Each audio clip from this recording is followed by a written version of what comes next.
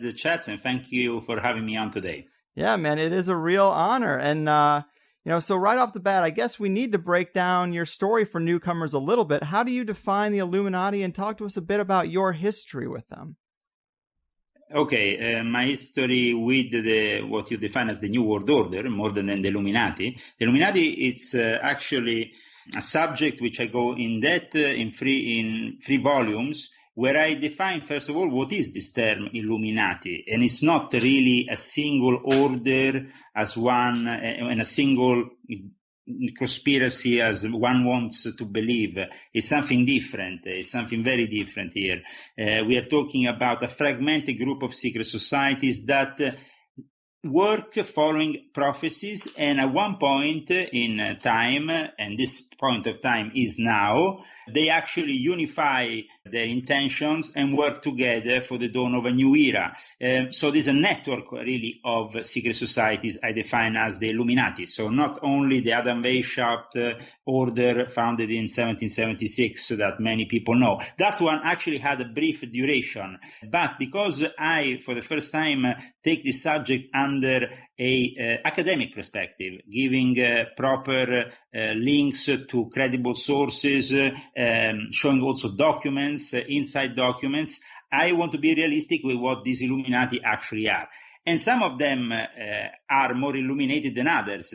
Of course, the one that prevails are the ones we all focus on as the Illuminati, and they are the dark side, in reality, of this fraternity, which works to manipulate this end-time scenario.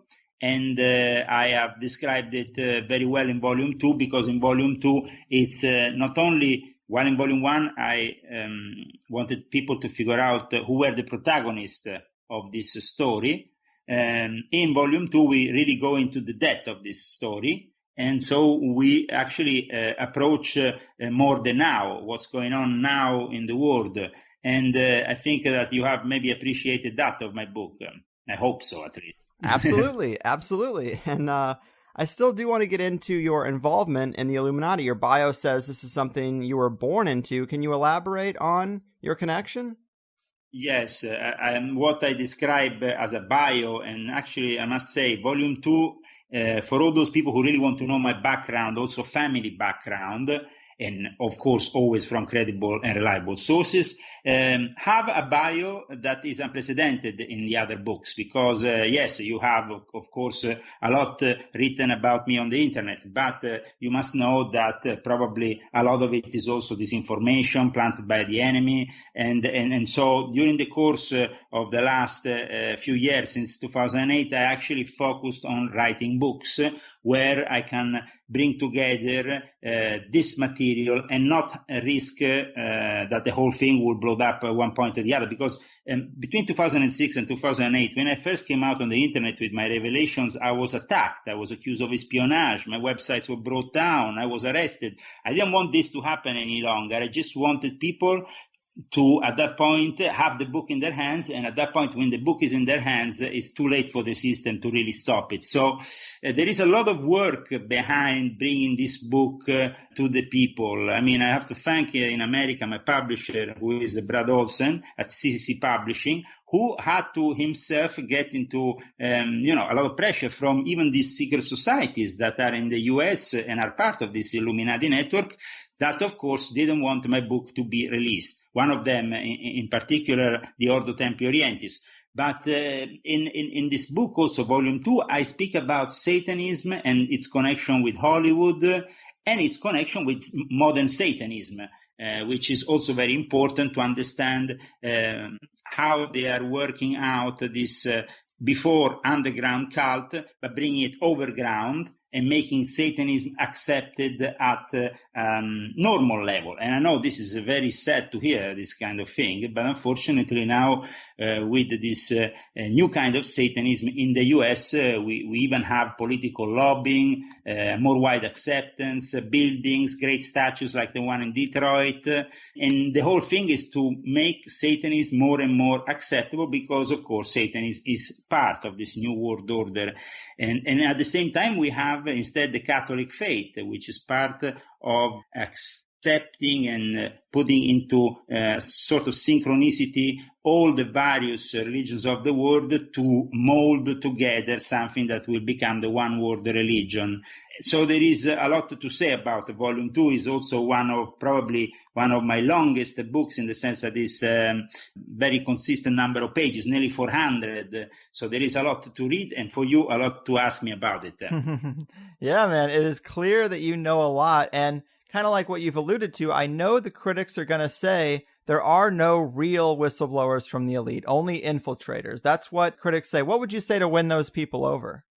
Oh, absolutely. In Volume 2, you can finally, I've already released, as you know, Volume 1 and Pope Francis the Last Pope. But Pope Francis the Last Pope is more of an investigative journalism work on the Vatican, of course, also with my inside sources, but there's very little of my, personal, as much as in Confessions, because Confessions is really where we go into the subject of secret societies, where in one way or another, and Freemasonry, I have been a protagonist. Now, I came from a family of the aristocracy in Sicily that married into the aristocracy in Scotland, but English aristocracy mixed into it. All this created who I am now. Now, if I describe it like this, it doesn't sound very credible. If you instead go and read Volume 2, as you probably have done yourself, you have noticed that there is actually a chapter 6, and where the first subchapter of this chapter 6, which is entitled My Experience in the New World Order and My War Against Satanism and Disinformation, is entitled My Family, because with this subchapter, My Family, I really wanted to give the details about my family, the names, the people. You can't make these things up. I'm sorry. If you make these things up in Europe, you get arrested. Okay? So you can't make them up. There is rules. There is regulations. You can't claim to be the son of Rockefeller if you're not. And so in the end, you will always get busted. I am a credible source because I am recognized as such because of my family. My grandfather was a senator. I participated to the Italian political scene myself, apart from writing and publishing 18 books worldwide. I've participated actively to Freemasonry, and nowadays have my own order, which is the Ordo Illuminatorum Universalis, which I am Grand Master of, which is very active in Italy. We have now more than one lodge, and we are operating against the evil forces, but staying underground, because to make the kind of disclosure that I am making, you are basically fighting a war here. And to fight this war, you have to make it impossible for the enemy to attack you. As I have been attacked in the past, arrested, persecuted, and whatnot, I have decided to reawaken in 2012 in a more visible level my original secret society, which I had co-established in 1999 in Monte Carlo. There was a meeting after, and all this stuff you can find on the internet if you go through the years. It's not like little Zagami just popped up today. And in Italy, there is various newspapers that have talked about my work within Freemasonry in the Monte Carlo Lodge with certain people.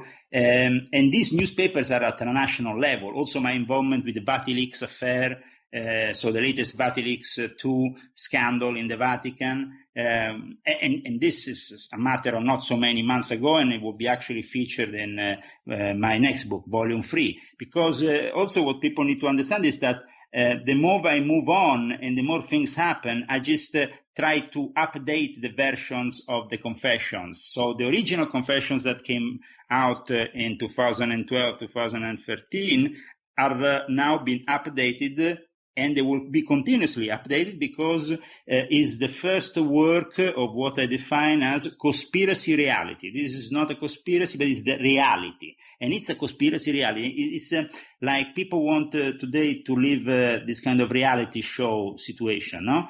And they want to think it's cool to live in this kind of reality show situation, but even if their lives is pretty pathetic or boring. I try to actually bring out of the closet a very interesting scenario. It might be very dangerous. It is very dangerous. But because I'm not alone, and people know that in Italy, where I have an official order registered by law, because in Italy, after the P2 scandal, we had to comply to certain rules by the state.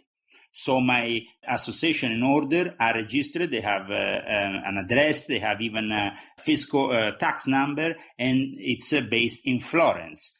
So we try to do this work quite in the open. I also carry on this very Christian form of Freemasonry, which is called the strict Templar observance.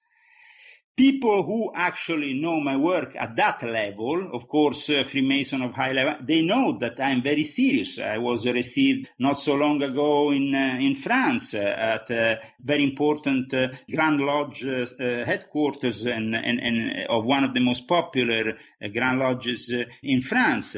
And this, I'm doing this and actually trying to now bring back, you see, I came out with my revelation in 2006 because I actually had a clash with the Monte Carlo Lodge, as you described in your introduction to my person, okay? Since then, things have evolved a lot. Mm-hmm. The actual order that I had created in Monte Carlo, the Order Illuminatorum Universalis in 1999, in 2008, after a conference that took place in Nice, was brought back to Italy, with a decision by the majority of the members that I could actually take it away from Monte Carlo and from the New World Order. At that point, I had the possibility of using my archives and at the same time all the spies I have in all the lodges worldwide to work this disclosure without being touched too much, because I am not alone. People know in Italy that I have lodges. That means that my information is then spread through my lodges, and if I get killed, there is others that will come immediately after in my name and have all my material. So, but also the actual aim of the Order Illuminatorum Universalis that was to bring this disclosure in this end times scenario from the beginning, even when we founded it in 1999, this was the original aim. And I think it gets described through the books that you have been reading. I mean, you yourself saw how and when I cite certain things, I always give credible references, name, places, and dates. This is not about just speculation. That will be, I want to make a work of history here. They used to call me the historian in the Monte Carlo Lodge, and that's what I do. Yeah, man, it is very dense and well sourced. And what I would say to skeptics is that this latest book is about the New World Order plan between now and 2020. We can definitely hear you out, and in the next 4 years, we'll know just how accurate you really were. So maybe talk to us about some of the major plans that we should be concerned with coming up. Well, we have, first of all, I start with an anticipation of what will be also a subject that I will go into again in Volume 3, which is the building of Solomon's Temple. And this subject is very important because, as you know, it coincides also with certain teachings within Freemasonry, and of course in certain rites of Freemasonry, like the Royal Arch in particular. And also, for the first time, and this actually comes to my mind now because a few weeks ago, it was actually on the day of the Brexit, I received a mail from a Mason from the United Grand Lodge of England, and he told me, Leo, I have to really thank you very much because for the first time, I, for a very long time, have been part of the Rastafarian movement, and people in the Rastafarian movement don't really know their origins, their Masonic origins. And I'm not saying they are negative. I'm saying simply they don't know them. And the fact that you have talked about the ancient mystic order of Ethiopia that derived from what is Prince Hall Freemasonry, which is a Freemasonry founded in the U.S. by Black Americans who were free slaves and could aspire to become free Masons, because the word Freemason means being a free man. So I have actually tried to also bring out this element about the Haile Selassie holy bloodline, which is very important also for at an Illuminati level. I mean, I have pictures of Haile Selassie with the Grand Masters of the Vatican and the Grand Master of certain orders, knighthood orders. But not only that, there is a lot more material, as you know, in Volume 2, and I don't want to confuse too much people. Another thing, maybe if we want to, because of course it's very difficult to describe in 2 hours, 400 pages, I can say that another important element in this book is the rise of the dragon, meaning China. Chinese Freemasonry is a very important element which I discuss which has never been discussed really before, and made in their links with the Illuminati and the whole Masonic network worldwide, this mafia and crime syndicate that some of these lodges are connected to, Macau, for example, which, as we know, is not only a paradise for the criminals, but also for great gaming, like you have in Las Vegas. And this is connected, though, with somebody who is very important in Las Vegas and who I talk about in this book. Now, I don't want to, of course, spoil everything for the reader, but I can say that we have also a connection between the drug trade and the Skull and Bones at Yale University and the Chinese triads. I describe what is the actual roots of the Manchurian candidate, meaning the actual etymology, where it comes from, where they picked up this idea. And they actually picked it up from the adventures of Fu Manchu. And from a very old, as you know, Fu Manchu was very popular in the US until the Chinese-US lobby prohibited these kind of movies because they seem offensive towards the Chinese. But at the time, in 1936, there was a movie, actually a book published in 1936 called President Fu Manchu. And in this book, there is a gangster who is drugged and hypnotized into committing murder at a given signal. That is the beginning of the Manchurian Candidate. We are talking about 1936. But I wanted to also link all this with the Illuminati network.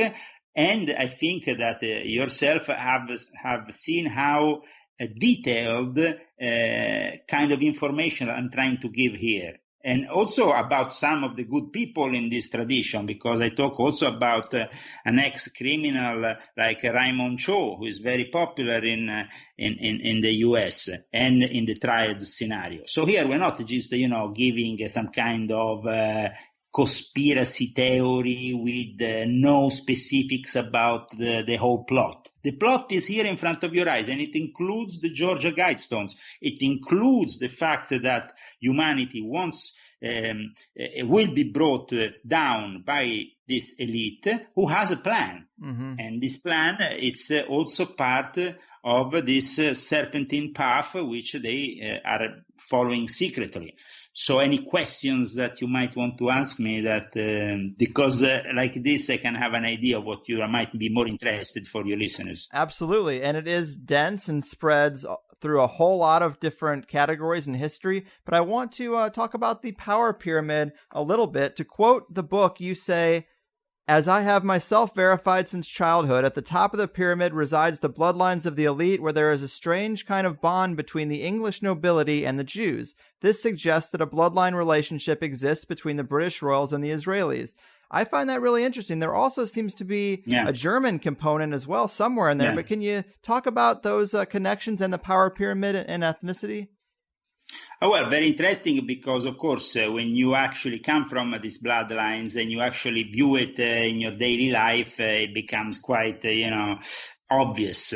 I can say myself, I'm not, I tend to these days not mingle with some of my family friends because of this reason, because I tend to become a little bit controversial in their presence. You can imagine if, you are mingling with people where you have Jewish mix, where the one guy is the best friend of Prince Charles, the other one is royalty, the other one is a descendant of a Jewish prophet. But the thing is that there is a very strong link. And so I wanted to describe in volume 2 also this link, based also on what was said by a specific secret society which made this manifesto not so long ago. Is a new, let's say, a new movement of Rosicrucians. They appeared in 2007. They actually are part, though, of a very old movement of Rosicrucians present in British Freemasonry, which is the Società Rosicruciana in Anglia. Now, this manifesto, which I also mentioned and I outlined in volume 1, I talk about it also in volume 2, because it's very important that people understand that within the elite of Freemasonry, there is actually a belief in the arrival of a Messiah, and so in the second coming of Jesus Christ. And for this reason, the initials of Rose Cross mean also resurrection of Christ. And I try to explain that this Rosicrucian Manifesto that was published in 2007 had some of the most credible and influential Freemasons at a worldwide level participating. And now this order is thriving, is going very well amongst the elite. They meet in castles around Europe secretly. But if you actually read the manifesto, there is a point of the manifesto which is quite clear here. It says, our order teaches that true Christianity is not merely a question of belief, but also one of racial karma.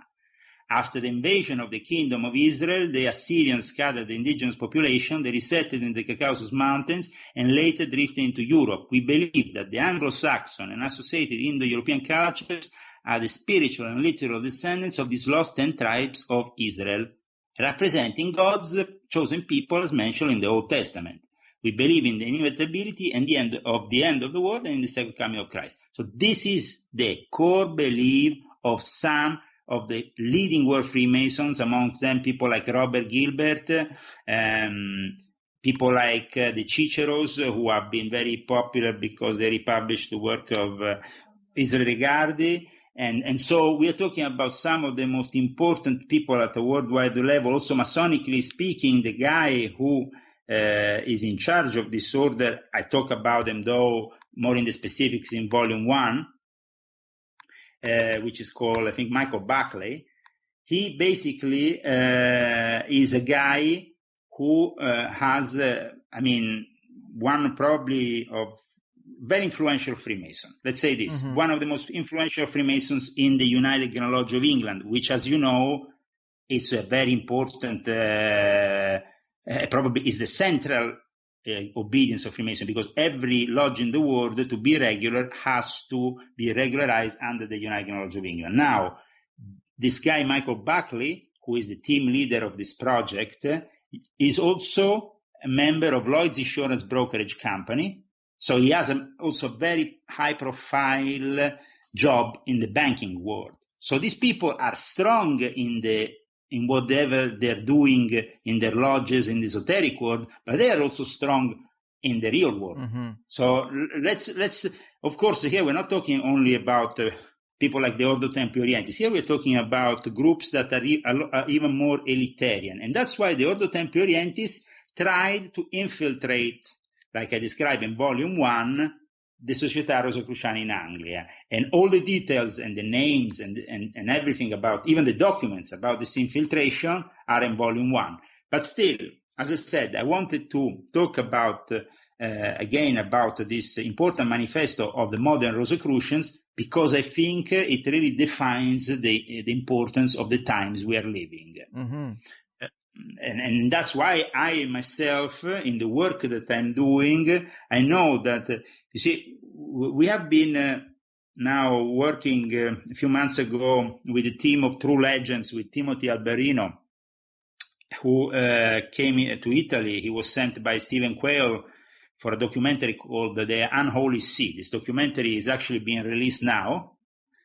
And I advise everybody to go and watch it, because what you're going to see in this documentary is unseen and pretty shocking. And actually, Timothy Alberino was attempted, his life was attempted. They tried to kill him after, when he came, he was in the US after he was actually starting to work on the documentary. Fortunately, this murder attempt didn't, for him and his family, which you can find online. They talk about it, he talked about it publicly. And so you should really check this documentary, because I don't know if you remember, a few years ago I did an interview which was quite popular on the internet with Project Camelot. Yes, I do remember that. Okay, now in this interview, at one point I talk about Zaccaria Sitchin and Corrado Balducci. Okay, now I said certain things back then, but I couldn't bring you the evidence. Now this time I not only bring the evidence, I bring the person who was actually bringing the messages between Balducci and Zaccaria Sitchin, with the photos of him and Zaccaria Sitchin. He actually used to bring all the secret documentation and stuff between the Vatican and Zaccaria Sitchin. Okay, so what does that really mean about Zachariah Stitchin? Is he someone not to be trusted? Is he a Jesuit plant? No. It started actually, you have to see the documentary, because I brought this guy called Gianmario Ferramonti, who is a member of one of the most elite lodges in Italy. I convinced them to give this interview. It was really hard to convince them, but in the end, I managed to convince them, because I said, I want people to really know the truth. And if I only say it, they will not believe me. But if the people come from America and they see that actually this guy is one of the most known businessmen and politicians in Italy, say something like this, they will actually believe you. Right. So it's very important that you watch this interview, because for the first time, Gianmario Ferramonti, who is a very known businessman in Italy in the 80s, he was one of the first people to bring things like hard disk, or things like, from the new technology, Amstrad computers. He was the first one. I mean, he made a lot of money. He was very respected, but he had a long-lasting friendship with Zachariah Sitchin since the early 80s. Right. And for that reason, he became the messenger between him and Corrado Balducci. And he reveals in this documentary certain things that people will finally say, well, actually, Leo was completely right in what he was saying. And, a lot of those people, I hope that for years have been maybe joking around with what I said, they will take it a little bit more seriously now. And that is a great satisfaction on my side. But there is also another thing. Here we're talking about the Vatican hiding what they're really doing in Mount Graham. Yes. We are talking about a new world order that is covering up the alien agenda because they are involved in it. Last week in Europe, Juncker, when he was actually replying to Nigel Farage after the Brexit, and you can go and check this on the internet now, he actually mentioned other words. And to give people a little context about Mount Graham, this is where apparently there's an entity that lives there. It's Native American Holy Land, and the Vatican wants to build an observatory there, correct? They already built it. It's operational. And actually, for the first time, they actually managed, while I actually managed to go inside the headquarters of the Jesuits, and for a few minutes we managed to film there, they actually managed to go inside the Mount Graham Observatory, and they managed to also film something that is, unheard of. The guy admitted that in order to watch the skies for those planets which they are monitoring in that observatory, the Lucifer Observatory, they actually have to wait the UFOs to move away. And he said this on camera. Wow. There's a lot going on. And, to get into your book a little bit more, you mentioned that the real power traces back to the astral dimension above the power pyramid. Absolutely. That's something we've explored before, but elaborate on those claims a little bit. Who's really up there in the astral plane at the top apex of the pyramid?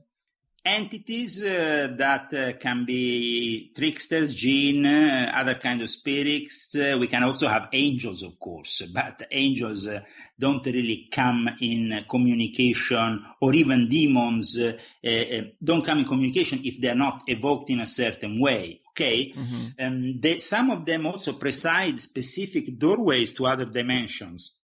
Extra-dimensional entities we're talking about that, of course, like I revealed in Volume 1, they get mistaken for an alien kind of view of the alien agenda, also the alien figure, because of the ignorance of us, of the people who are viewing them. While instead we are talking here about entities that have the possibility of traveling extra-dimensionally, so materializing in different dimensions. We don't have this kind of technology, at least that we know of, but in reality, there exists also this technology. Now, in Volume 2, I talk very specifically about this Great Wall. I don't know if you read in my book about this, because this Great Wall is falling down in the end of times that separates the cosmos, the loca, from the outer darkness, the aloka.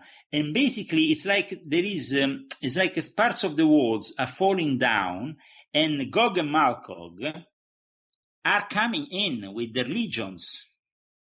So the end times, it's actually this scenario, it's allowing the subsequent passage of the infernal legions into a reality. Now, people will like to know, so what caused all this? Now, a more specific explanation of all this will be given also in the next book, following volume 3, which is called Invisible Master. But in the meantime, in volume 2, I describe the influence of this astral dimension on our everyday lives. Who are these unknown superiors of Freemasonry or Martinism?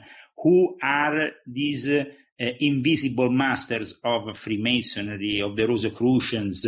I try to give an explanation that are, first of all, at historic level. Second of all, so I bring you directly into the core secrets of groups like the Golden Dawn,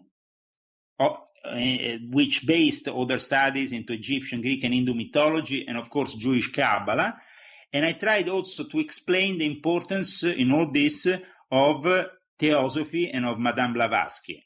Aleister Crowley, who, as you know, is revered by many as one of the founders of modern Satanism, together with Anton LaVey later on, which probably founded something much more commercial, much more in line with what people perceive to be Satanism. But in any case, he used to praise himself to be born the year of the foundation of the Theosophical Society. So I wanted people to understand in this conspiracy why a lot of these members of these satanic cults, including Michael Aquino, which probably you have talked about before, are actually followers of Theosophy. And Neo-Theosophy in particular. Neo-Theosophy is a branch of Theosophy that sprang after the death of Madame Blavatsky, when the Jesuit order took control of the whole thing. And Christianized it and made it into different, Christianized in a kind of way.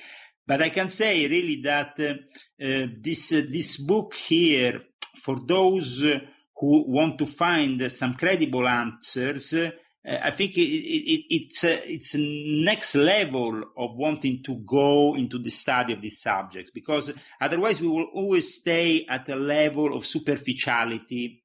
We will always stay at the level in which, you will be reading this book and the usual academic asshole will come up to you and say, oh, but this is all rubbish. Right. Now, with this kind of book, where I actually bring inside documents, credible evidence, sources which are actually much more grounded than just opinions or speculations, well, I think that this will change things and will change also the approach that people have towards this whole worldwide conspiracy, which is very serious affair. And it's actually happening now in the US with the American elections, and which are, like, unfortunately, Donald Trump he said, these elections are completely rigged. He's completely right. I'm sorry to say that it will be very difficult to get Trump in the White House, because unfortunately it's all rigged, and Clinton is part of this establishment which is driving all the various strategies, like the Council of Foreign Relations, Soros, who is also a great manipulator of the recent Ukraine crisis. And so I write also about this kind of thing in volume 2. It's not just a book about esoteric knowledge. It's a book that every now and then also goes into the now, in what the Latins used to call hic et nunc. Now, the now, living the now, and especially describing the now. Yeah. In regards also to this book, there is a specific chapter which I think will also be very important even for academics who want to have a more serious perspective about the initiatic use of drugs in secret societies belonging to the Illuminati network, and actually experimenting such drugs a long time before they experimented them in California and Rome in the 1920s. Right.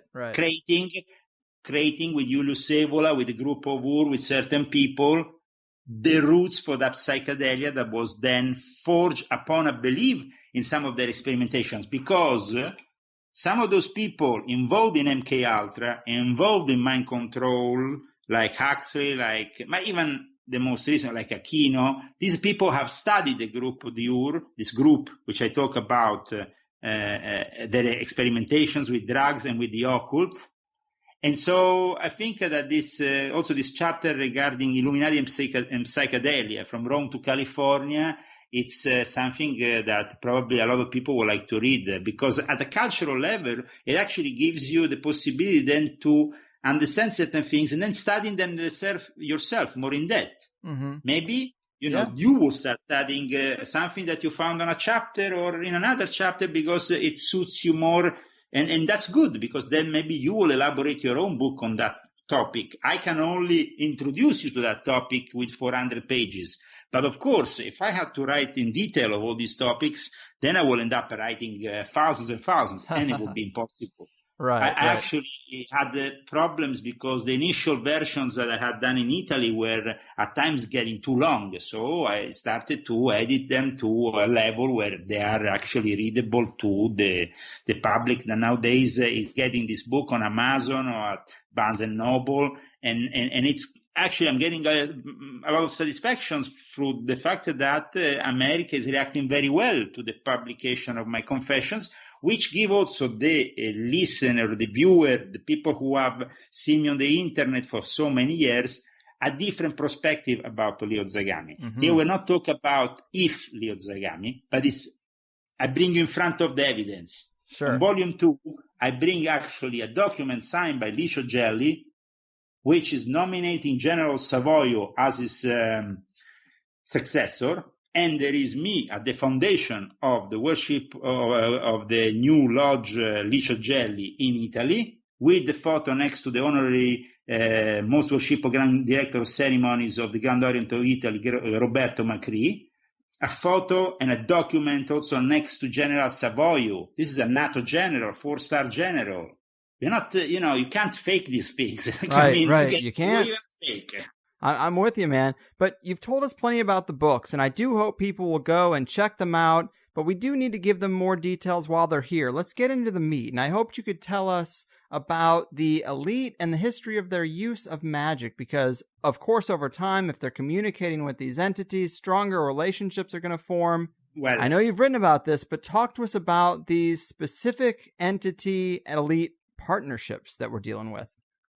Okay, first of all, I want to tell you one thing. In volume 2, I focus specifically on how to defend yourself psychically from these entities and from the sects that activate them in the satanic world, in the occult world, these adepts of Atlantis, if you want to call them this way.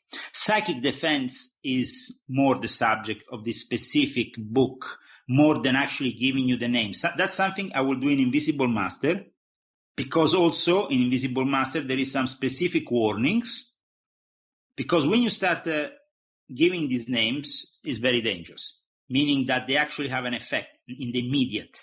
Okay. Well, without the names, can you describe the relationships in more detail? Of course. What I do is I describe the way the orders create an egregore, a form, a shape of thought that then feeds into the entity that they have decided is their protector. Okay, Then it depends if this entity, of course, is Beelzebub, Lucifer, or Satan. This is different kind of entities, no? But you can have also some much more obscure ones, some demons that are not mentioned very often, and that have even more power because maybe they have a specific kind of power, because maybe they take care of the wind, like you can have Pazuzu, or you can have another of these gods. Now, these specifics about the link between the bloodlines and the entities is very important. That's why in volume 3, I start to describe in a very serious and profound way the actual link between the bloodlines of the Illuminati and these entities. And at that point, I introduce this subject, which on the next book, Invisible Master, is actually the evocation of these entities, because then these entities can be evoked through certain rituals. This knowledge about evoking and opening doorways into other worlds, this is some of the most sacred knowledge of the secret societies we define as the Illuminati. So I think that it's very important. For example, people know that in the Golden Dawn, for example, there was a whole myth around the Invisible Master, the secret chiefs that were behind the foundation of this secret society. But then further on, there is other much more profound evidence that brings actually these occultists in contact with these entities, these aliens. Even Aleister Crowley with Horus Opalcrat, with the fact that he wanted to have the Aeon of Horus, and he was totally dedicated to that Aeon. Other people are dedicated to a different entity. Michael Aquino is dedicated to Set, as we know. So he has brought Satanism to actually embrace their own pagan god, which is also known in ancient Egypt as Set. And but I wanted to, in this book, show how there is a link between these anti-Christian and anti-Semitic visions and a specific form of Crowellianity, which is really satanic, even more satanic than the Ordo Templi Orientis Caliphate. And I talked for the first time about Roberto Negrini and the OETO FHL, because here in Italy he probably is regarded as one of the most dangerous Satanists, and was actually arrested 3 years ago for pedophilia. So, but he, in the meantime, for many years, he conducted one of the most occult lodges and dark lodges of the Illuminati. I also wanted to, in this book, talk about certain specific secret societies and their relation with the different kind of entities from the traditional Aleister Crowley kind of vision of which was Egyptian. Aleister Crowley, not many people know, also sent a guy called Dadaji to India to get initiated in all the ancient Indian cults. And he then founded, in the end of the 70s, a black magic secret society that mixes Crowleyanity, so all the Illuminati traditions that Crowley had gathered, into the most ancient forms of witchcraft, black magic that you can find in India. And I don't think many people know about this, so it was interesting to know. And I also brought the date of the foundation, which I think was 1978, the actual manifesto of the foundation. And I think this is very interesting because it shows that the Illuminati network is not only in one part of the world, it spreads all over the place. Because the entities, they don't limit themselves only in one part of the world. But one thing is for sure, that entities can have a specific link to certain places, and that certain secret societies like to use those places. For example, do you know about the Holy Mary of Medjugorje? Yeah, but tell the listeners in case they haven't all heard it. In the 80s, early 80s, late 70s, early 80s, I think it was the early 80s actually, a group of young people, very young, started to see the Holy Mary in this place. Now, these visions helped gathering a lot of interest around this place, right at the time in which Yugoslavia was fracturing itself and was coming into a war between the various ethnicities, including also the Islamic one. So some people, it was particular the way the whole thing shaped up. But now the interesting thing is that Pope Francis is not recognizing anymore Medjugorje as legitimate. But there is a whole people that are following it, and in the last few years, the Satanists are starting to abduct people, and even a priest has disappeared, because when this Holy Mary appears, the day after, usually somebody disappears in the woods around Medjugorje. And they don't find them anymore. They disappear completely. Wow. And so the police has been interviewed not so long ago by Vanity Fair in Italy. And they said that they were not happy about the situation, but they will not discuss it because they thought there was Satanists behind the whole thing. And so this has been officially now admitted that there is Satanists around this whole thing. So this is interesting because it seems like there might be a very strong interest always, like there's been for centuries, in holy places that maybe are recognized to be like Rome, the holy ground of Christianity, or these other places. At the same time, there's always an alter ego, another version of things, because also there is the dark side that wants to place themselves right there at the center of action and grab those people, sacrifice people and do these gestures, because they can then grow their secret society. They can feed their entity with this energy from the human sacrifices and so on. Mm-hmm. So I think that I gave you here the answer for what you were more or less searching. Sure.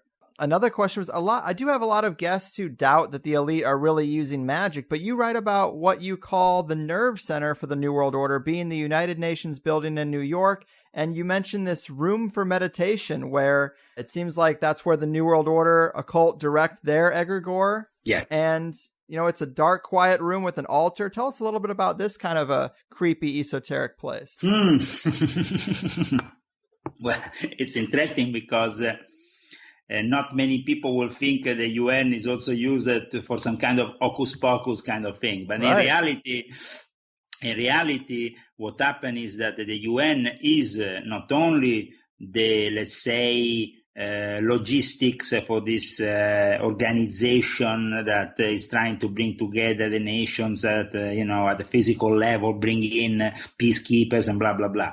No, the UN is also part of a project, which is the New World Order. And this is this land, this building in New York, the land was actually donated by Rockefeller family. It's the headquarters have this particular room. Now people say, but why is this particular room satanic or has this kind of, let's say, name for it? Well, you have to understand that the way the New World Order is generated, the theosophical and then neo-theosophical branches, which were very prevalent in the Mondialists and in those Freemasons that put together this United Nations project, they were all secretly followers of the doctrines of theosophy and then neo-theosophy, taken over, as I said earlier, by the Jesuits. Okay? Mm-hmm. So inside this Lucifer Trust that then became Lucis Trust, there is a lot of influence on the UN and what the UN then spiritually accepted. People think that maybe the UN accepts all different religions, and so it's kind of democratic in the acceptance of the religions. Well, the thing is that at the same time, they, as initiates of these secret societies, know very well that the religions are simply there to manipulate the population. And so they instead want to be protagonists of a religion which is different, is a religion based on their own beliefs, on their spiritual practices, which are, they don't have a belief in a particular God, but they feed into these gods with sacrifices, with their acts, and at the same time they're preparing for the coming of their Antichrist, this structure which will, of course, be used to oppose then the Messiah. Now, there is a part of the United Nations, of course, that thinks they're actually serving the future Messiah. And there is this whole story of the Maitreya that comes into the equation, which was promoted initially within the realms of the Neo-Theosophical Society, and then later on became part of this cult, which is very followed within the United Nations. That's why I said earlier, a lot of Satanists like Michael Aquino follow actually Neo-Theosophy. And you will be surprised how many people, and also the whole Ordo Templi Orientis, Aleister Crowley cult grow within the realms of Theosophy. So Theosophy has a lot to do with this whole New World Order agenda. That's why I kind of worked on explaining why a lot in this specific book, because you need a lot of books to go through the whole explanation of what this New World Order is. But in specific, Theosophy is mixing a bit like a supermarket, like a typical. They are the creators of the New Age term and of the New Age philosophy, because that's really who has crafted it. So you can see from New Age what kind of rubbish people believe. They kind of tend to bring in various things from various religions in a kind of sort of supermarket of the religion, where everything that fits their own needs, and without, of course, and losing, of course, their own roots, their religion, whatever that may be, especially Christians, because the UN is deeply anti-Christian. And the first guy who became secretary of this United Nations and actually created the room for meditation was Dag Hammarskjöld. And this guy, Dag Hammarskjöld, was a Swedish diplomat, okay? Particularly obsessed with Freemasonry and esotericism and the occult. So during his period as Secretary General of the United Nations, a position that he held from 1953 to 1961, when suddenly his plane crashed and he died mysteriously. He was the one who built it. Now, we know in the Masonic tradition that the builder gets killed to then be resurrected. It's a symbology, but it's very important. In ancient Egypt, the people who used to build certain structures, especially in ancient Egypt, when you had a lot of people don't know, but human sacrifice was practiced in ancient Egypt. And people were silenced and killed, so nobody could talk about it, but especially the builder, who knew all the secrets, as we know, had to die together with the pharaoh. Now, in Scandinavia, this first Secretary General of the United Nations was from Sweden. Then the second one that followed him, I think, was from Norway. You will not think that certain countries who are minuscule countries have so much power to actually become heads of the United Nations. For the first, maybe one will imagine maybe an American to be the first Secretary General of the United Nations, no? But there is a reason here, because Dag Hammarskjöld, who actually died and was murdered, because after in recent years, Norwegian general came on and gave his confession about the fact that he was alive when the plane fell down, where he actually fell down, and they actually found him murdered on the ground. Damn. So this is not just a speculation of mine. Muammar Gaddafi, when he gave his historical speech at the United Nations that probably cost his life, because after, as you know, the Libyan president was killed later on. Right. He actually talked about the fact that Dag Hammarskjöld had been killed and that this had to be investigated, this murder, just as the one of John F. Kennedy. And so this is very important for the New World Order that you are trying to study and to also explain to your listeners, because it explains that Muammar Gaddafi had questioned a couple of murders that were not to be questioned. Okay? And of course, after doing that, he ended up with being killed, and we know what happened later on. So it's pointless to go on that. I mean, I talk about also the creation of ISIS by the military-industrial complex in Volume 1 of my Confessions, and also the lodges involved with the Hathor Pentalpha Transnational Lodge, and always giving also my own references on where I get this information. And so it's very credible because it's from ex-worshipper master of one of the most important lodges in Rome. Right, it's all in the book. But wow, man, the UN having a secret room for commanding egregores on the astral plane. Yeah. That's not nothing.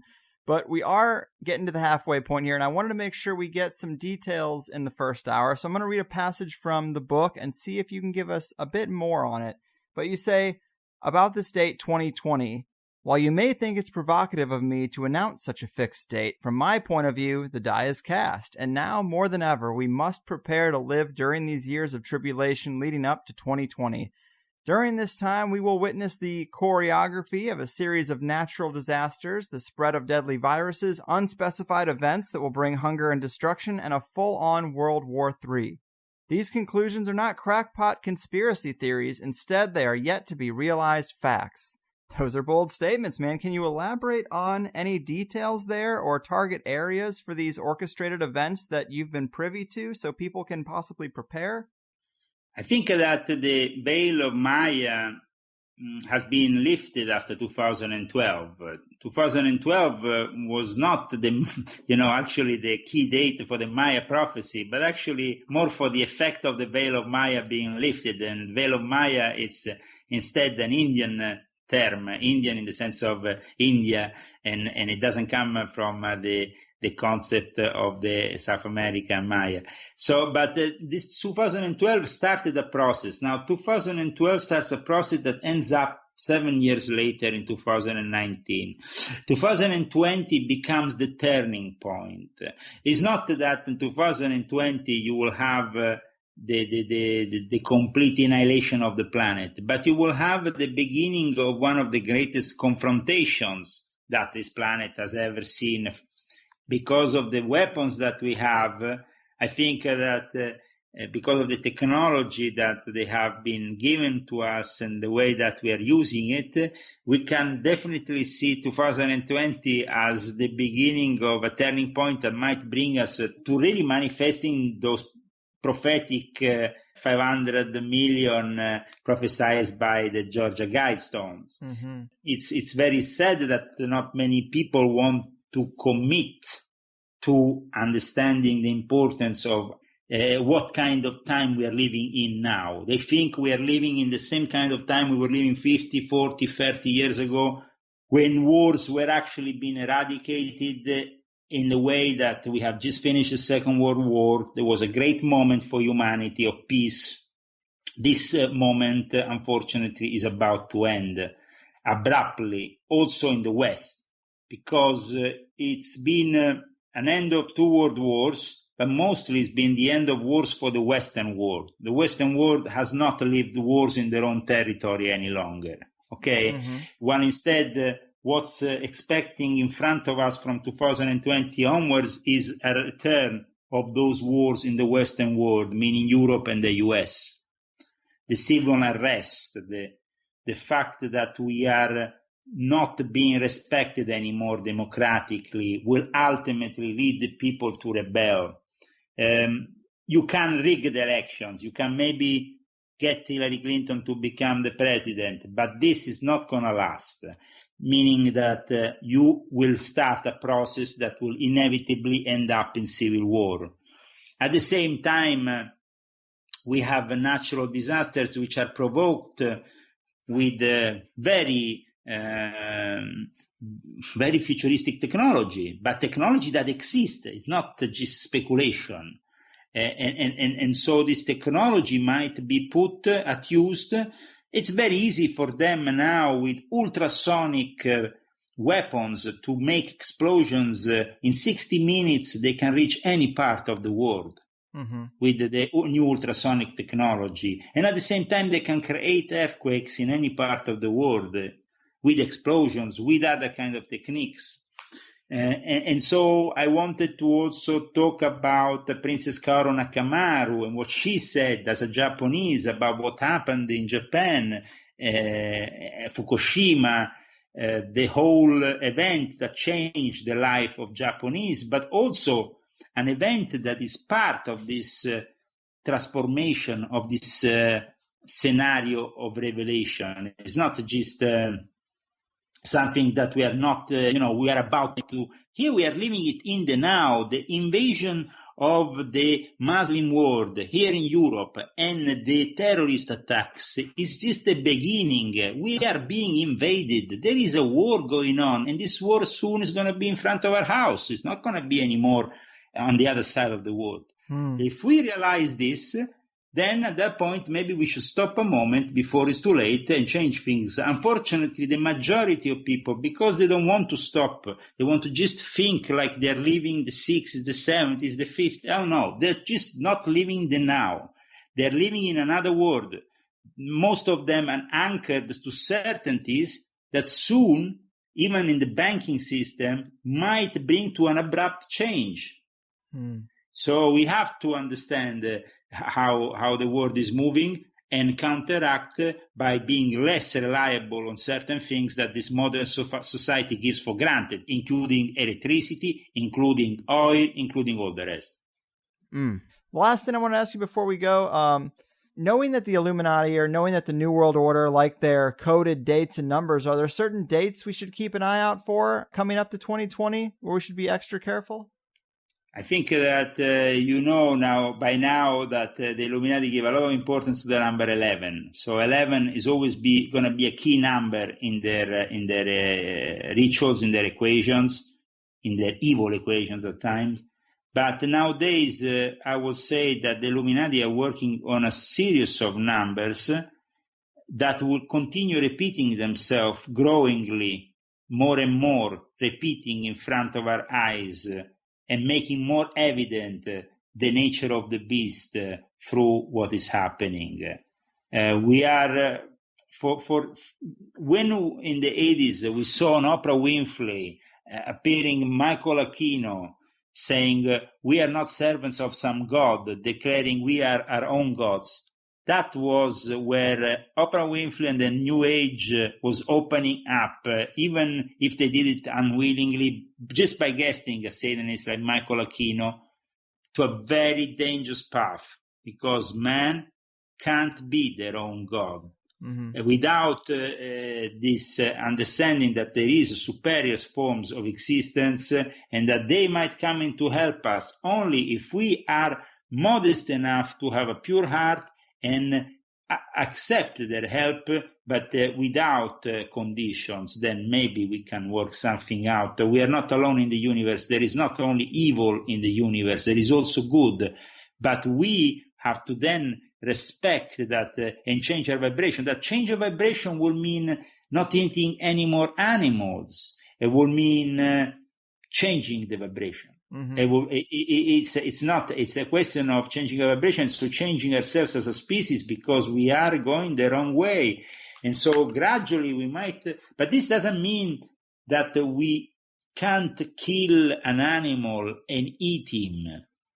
That doesn't mean that. It means that we can't let a bunch of people grow and kill animals in the way they are doing, because it's completely outrageous for inhabitants of other parts of the universe. This concept is unequivocally wrong. Right. Yeah. And so that's why we have to really evolve as a species before we can make evolution happening. And I thank you very much for having me on your show. I hope that your listeners will now appreciate even more reading this book, Confessions of an Illuminati, Volume 2 on CCC Publishing. Absolutely. And just remind them about your website and anything else you might have going on before we really close it out. Yes, my website is leozagami.com, but for my books, cccpublishing.com is instead the website of my publisher based in San Francisco, which is making an excellent work into bringing you these books in the English language. And I think that now that people are starting to reading these books, they will also change their superficial perspective about Leo Zagami's adventures. Nice. Well, thanks so much, man. It's been a real pleasure. Be careful out there. I hear it's going to be a rough 4 years. It's a rough 4 years, but it's not that I have an easy 20 before. I come from a very rough few years before, so I've been ready and getting ready for it for a long time, and that's why we should never give for certain all the things that we have around us, and we have to thank for them every day the Almighty Lord. Thank you very much, and God bless America. Right on, man. Cheers. Take care. Take care. There we go, Higherside chatters. You know, I do have a lot of respect for Leo. I like the details and the density of his writing, but it did take us almost the whole first hour to really get into those details rather than just references to other forms of media. But that's why it's always good to have some deep quotes on hand, because that's usually what jumpstarts the mind of a guest who's probably got so much going on up in their head, it can be a bit overwhelming. This is dense material. But you can tell from those quotes, he really does get into some wild stuff. And as much as religion isn't really my bag, I do think there are elements of orchestrated prophecy manifestation among the agendas of the elite, which always seemed weird to me.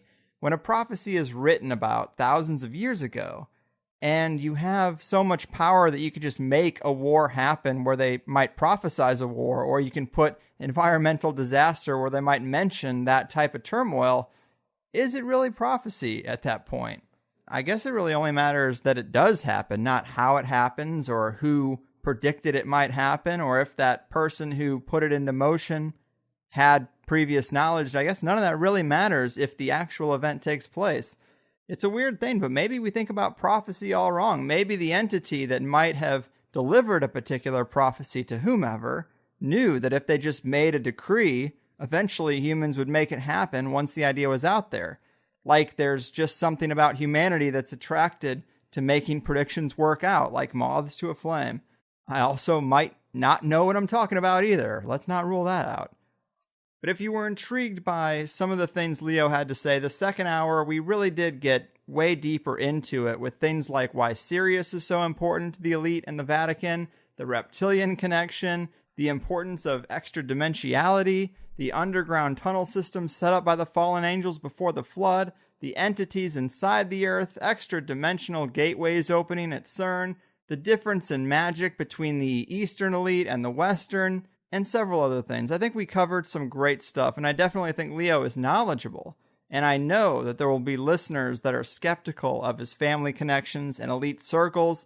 That's legitimate. You should be curious about that. The elite have many deceptions, and obviously even Leo would admit that, but he does put it all out there on the table.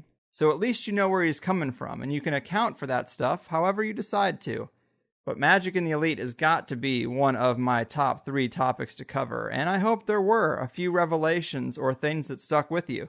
I know the quote-unquote meditation room at the UN headquarters and the entity that resides at the top of Mount Graham that the Native Americans were trying to protect, I find that stuff all to be pretty amazing. So I'm glad we could swim around in that deep end of the pool, at least a bit. Only wish it could have been more. Again, big thanks to Leo for taking the time, and I'll see you guys next week. Your move sorcerers of the New World Order and the egregores that serve them, your fucking move. No one knows what it's like to be the bad man, to be the sad man behind blue eyes. And no one knows what it's like to be hated, to be faded, to telling only lies. But my dreams aren't as empty as my conscience seems to be.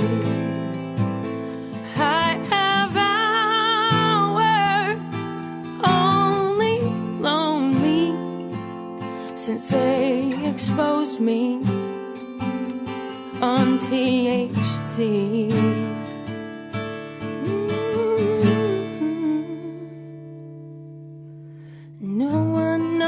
What it's like to feel these feelings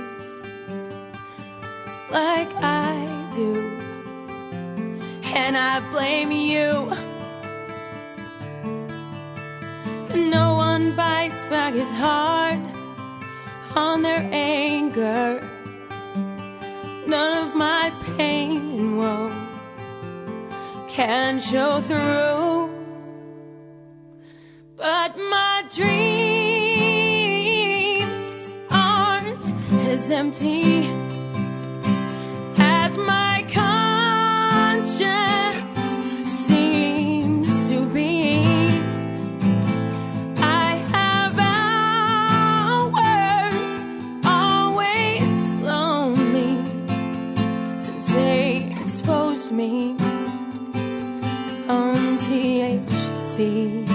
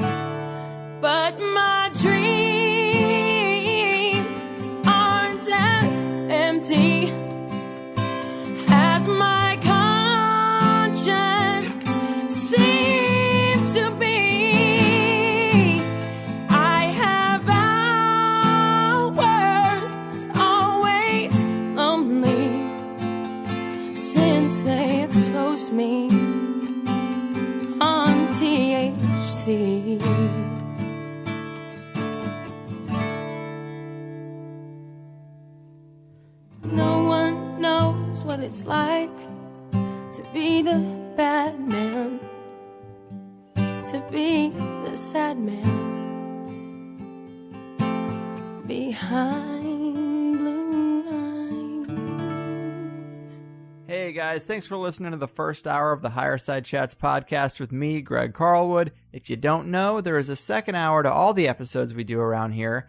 Generally, we're able to get a lot deeper into the topics and ideas that a guest is about, so if you enjoyed what you've heard from THC for free, consider signing up at thehighersidechatsplus.com to get the second hour of the 5 shows I put together each month.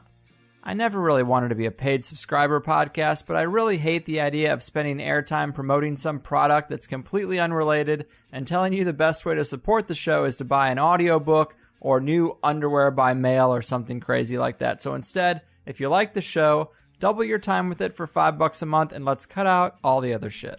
It's half the price of a movie ticket and you get at least an extra 5 hours of show a month. Collectively, it keeps us stable and it frees me from wasting your time with anything but the show you came to listen to.